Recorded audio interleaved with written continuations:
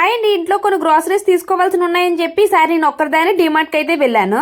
ఈ రోజు Valentine's day కదా, అందుకని చాక్లెట్లన్నీ మంచి ఆఫర్లోనైతే పెట్టారనమాట. మా ఆయన తీసుకొచ్చిన బాగుండు 4-5 చాక్లెట్లు కొనిపించుకునేదాన్ని. మా పిల్లల కోసం పాప్కార్న్ అయితే తీసుకున్నాను. లాస్ట్ టైం చీజ్ తీసుకున్నాను కదా, ఈసారి అయితే పిజ్జా సాస్ కూడా దొరికింది అనమాట. ఇంక అందుకనే తీసుకున్నాను. నేను ఐటమ్ ప్రైస్ అయితే చూడను అనమాట, దాని ఎక్స్పైర్ డేట్ ఉందా లేదని చూసుకుంటాను. లాస్ట్ టైం అలాగే డిమార్ట్ లో ఒక ఐటమ్ తీసుకుని వెళ్ళాను. ఇంటికి వెళ్ళిన తర్వాత చూసుకుంటే ఆ రోజుతోనే లాస్ట్ డేట్ ఉంది. నా షాపింగ్ అంతా గ్రౌండ్ ఫ్లోర్ లోనే అయిపోయింది అనమాట. ఊరికే టైం ఉంది కదా అని చెప్పి ఫస్ట్ ఫ్లోర్ లోకి అయితే వెళ్ళాను. సడన్ గా చూసి ఈ ప్లేట్లు బంగారం ప్లేట్లు అనుకున్నాను.